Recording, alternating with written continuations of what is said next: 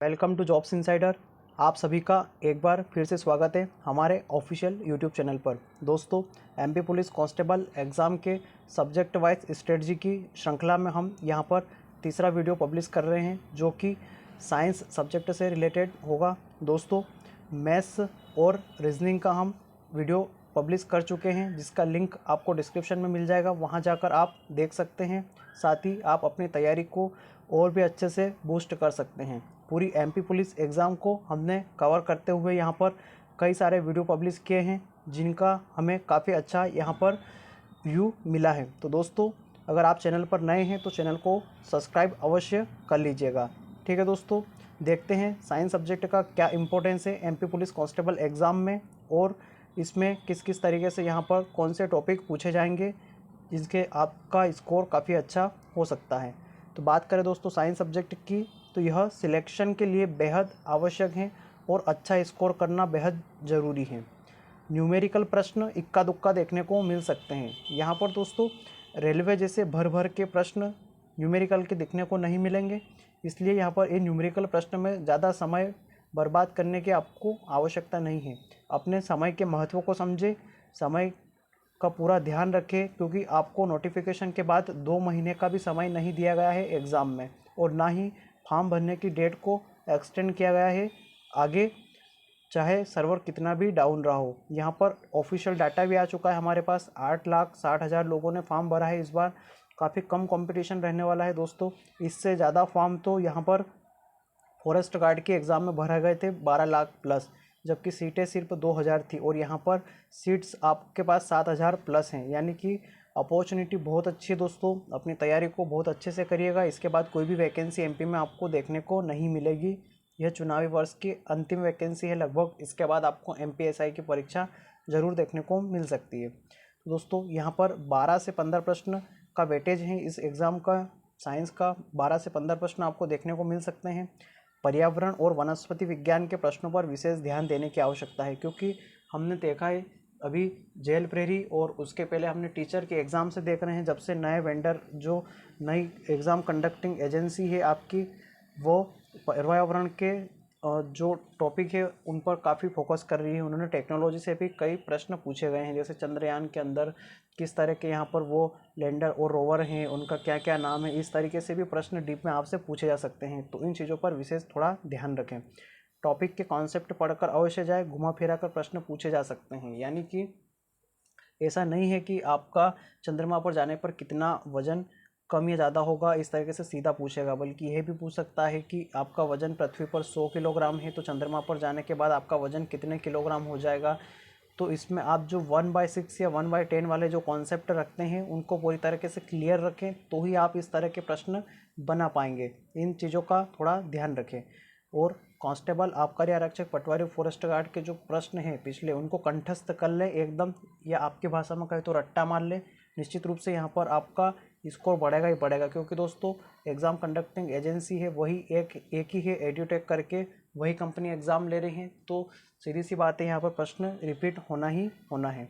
वहीं अगर बुक्स की बात की जाए दोस्तों यहाँ पर, तो ल्यूसेंट सामान्य विज्ञान की बुक अगर आपने पढ़ी है तो आप इसे रेफ़र कर सकते हैं। साथ ही प्रीवियस ईयर के प्रश्न आपको लगाना ही लगाना है फॉरेस्ट गार्ड वगैरह के, और यूथ कंपटीशन की बुक से भी आप एमसीक्यू लगा सकते हैं, जो कि रेलवे की आती है। लेकिन यहाँ पर एक बात आपको ध्यान रखनी है, यहाँ पर आपको ज़्यादा डीप वाले प्रश्नों में नहीं उलझना है, क्योंकि रेलवे का साइंस दोस्तों काफ़ी अलग है। रेलवे में काफ़ी डीप से प्रश्न पूछे जाते हैं, क्योंकि वहाँ पर 30 नंबर का साइंस रहता है, या वहाँ पर करोड़ों लोग अप्लाई करते हैं, और कई शिफ्टों में एग्ज़ाम चलती रहती है 2-2 महीने तक। इसलिए वहाँ पर उनकी मजबूरी हो जाती है काफ़ी डीप में प्रश्न पूछना। तो आप उन क्वेश्चन के चक्कर में अपने ये क्वेश्चन यहाँ पर ख़राब ना करें। और यहाँ पर मैंने पहले ही बताया 40 नंबर का वेटेज यहाँ पर रीजनिंग का रहने वाला है, यानी कि लगभग आधा, और इसी में आपकी सफलता मिलेगी या नहीं मिलेगी यह बात तय हो जाएगी। तो इस सब्जेक्ट को विशेष रूप से आप फोकस करके आगे बढ़ें। ठीक है दोस्तों, अब हम देखते हैं यहाँ पर कि किस सब्जेक्ट का कितना वेटेज रह सकता है आपके एग्ज़ाम्स में। तो यहाँ पर अगर सब्जेक्ट वाइज बात करें तो बायोलॉजी सब्जेक्ट से आपके पास 6 से 8 प्रश्न सबसे ज़्यादा देखने को मिलते हैं, जो कि पिछले कांस्टेबल और यहाँ पर हमें जेल प्रेरी और आबकारी आरक्षक में देखने को मिले। वहीं फिजिक्स की बात की जाए यहाँ पर तो 2 से 3 प्रश्न आपको देखने को मिल सकते हैं, कभी कभार दर्पण वगैरह से प्रश्न यहाँ पर पूछ ले जाते हैं।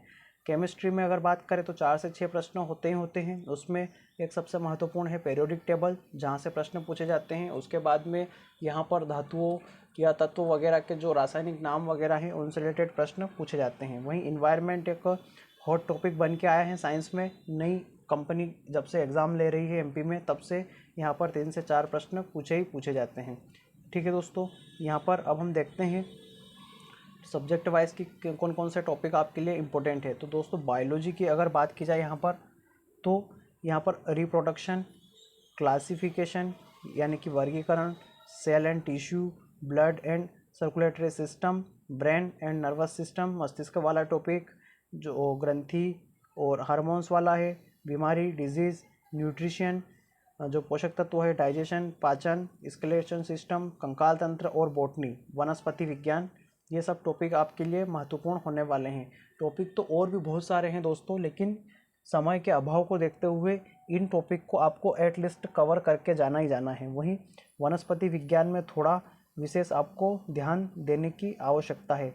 इन चीज़ों को यहाँ पर विशेष ध्यान देकर आप तैयारी करें। जैसे कि यहाँ पर आपसे पूछ लेगा कि आम का वैज्ञानिक नाम क्या है, तो इसका वैज्ञानिक नाम वेंजीफेरा इंडिका है। उसी तरह से आपसे पूछ सकता है कि यहाँ पर सोयाबीन का रासायनिक नाम क्या है।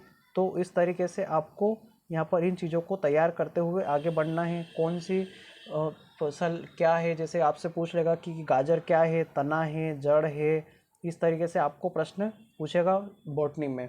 तो वनस्पति विज्ञान में इन चीज़ों को थोड़ा फोकस करके तैयारी करें, यहाँ पे थोड़ा सा डिफ़िकल्ट टाइप के प्रश्न बनते हैं।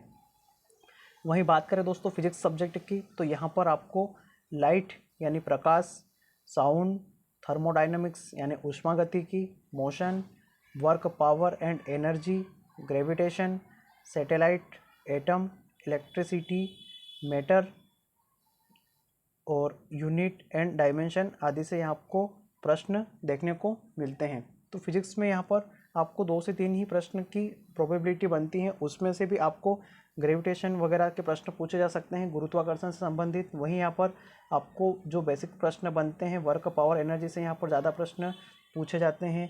कभी कभी ये ज़्यादातर प्रश्न जो है वो कूली वाला पूछा जाता है कि वो वटेशी सिर पर उठा कर लेके जा रहा है, तो उसके द्वारा वर्क किया गया क्या है। उसके बाद सैटेलाइट वगैरह से रिलेटेड प्रश्न पूछे जाते हैं, प्रक्षेप्य गति से रिलेटेड प्रश्न पूछे जाते हैं कि आप किस कोण से आप सैटेलाइट प्रक्षेपित करेंगे तो वो जल्दी पहुंचेगी। इस जैसे बेसिक प्रश्न आपको यहाँ पर पूछे जाते हैं। तो इन चीज़ों का ध्यान रखें और अपनी तैयारी करें। वहीं आगे बात करें दोस्तों केमिस्ट्री की, तो केमिस्ट्री में यहाँ पर आपको पीरियोडिक टेबल से डेफिनेटली प्रश्न देखने को मिल सकता है। आवर्त सारणी को अच्छे से कंठस्थ करके रखें। दोस्तों आपको एक सजेस्ट करूँगा मैं, काजल मैम का जो यूट्यूब चैनल है यहाँ पर, उनसे आप पीरियोडिक टेबल अच्छे से पढ़ सकते हैं। 2 से 3 वीडियो इन्होंने डाले हैं, वहाँ से आपके 3 से 4 घंटे में पूरी आवर्त सारणी कंठस्थ हो जाएगी। काफ़ी अच्छे से उन्होंने पढ़ाया है। ठीक है दोस्तों, वहीं बात करें आगे तो मेटल्स एंड नॉन मेटल्स, धातु अधातु, एसिड, क्षार और नमक, कार्बन और उनके कंपाउंड, एटम का structure, chemical reaction, water, matter, radio active तत्व यहाँ पर, और इंडस्ट्रियल केमिस्ट्री यानी जो औद्योगिक रसायन वगैरह हैं जैसे कि सल्फ्यूरिक अम्ल वगैरह, इनका उपयोग और इनसे प्रदूषण वगैरह जो हैं, इन चीज़ों के बारे में भी आपसे केमिस्ट्री में प्रश्न पूछे जा सकते हैं। तो इन चीज़ों का थोड़ा ध्यान रखते हुए आप अपनी तैयारी को आगे बढ़ाएं। वहीं दोस्तों इन्वायरमेंट की बात की जाए तो पोल्यूशन से आपको प्रश्न पूछे जाते हैं, जैसे कि मिनी माता रोग किस रसायन की कमी से किस तत्व के प्रदूषण की वजह से होता है। उसके बाद में आपसे प्रश्न पूछे जाते हैं कि जैसे ब्लू बेबी सिंड्रोम किस तत्व के प्रदूषण के कारण होता है। ऐसे प्रश्न आपसे पूछे जाते हैं। वहीं दूसरा सबसे हॉट जो टॉपिक है पर्यावरण का है बायोडाइवर्सिटी यानी कि जैव विविधता। यहाँ पे जैसे अभी हमारे मध्य प्रदेश में चल रहा है चीते वाला टॉपिक, आए दिन चीते की मृत्यु हो जाती है, तो चीतों से संबंधित आपसे प्रश्न पूछे जा सकते हैं। ठीक है दोस्तों, नेशनल पार्क है, यहाँ पर सेंचुरी है, वाइल्ड लाइफ सेंचुरी है, इनसे रिलेटेड आपसे प्रश्न पूछे जा सकते हैं। ये वाइल्ड लाइफ का यहाँ पे अलग से टॉपिक भी है।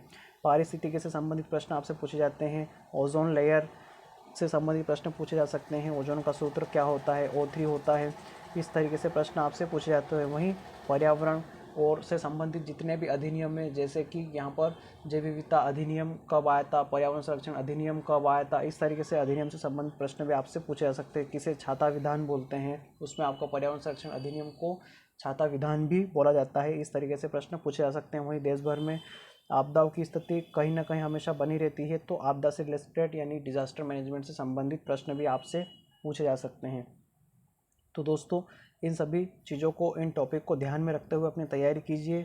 10 से 12 नंबर अगर आप साइंस में लेकर आते हैं तो ये बहुत अच्छा स्कोर होगा आपके लिए, क्योंकि दोस्तों यहाँ पर कंपटीशन तो पग पग पर है। कंपटीशन का ध्यान रखते हुए अपनी तैयारी को आप आगे बढ़ाएं। बहुत कट ऑफ की वीडियो भी हमारे चैनल पर पब्लिश की जा चुकी है, जहाँ पर आप ये देख लेंगे कि किस तरीके से आपको कितना स्कोर करना चाहिए।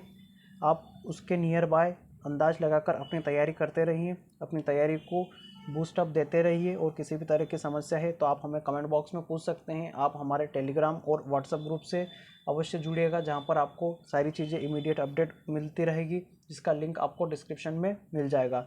आप अपने साथियों की मदद अवश्य करिए। हम जब दूसरों की मदद करते हैं तो वही सकारात्मकता आउटपुट के रूप में हमारी तरफ लौटती है। आप ऐसा ना सोचिए कि आप किसी को सजेस्ट कर देंगे तो उसका स्कोर अच्छा हो जाएगा और आपका कम हो जाएगा।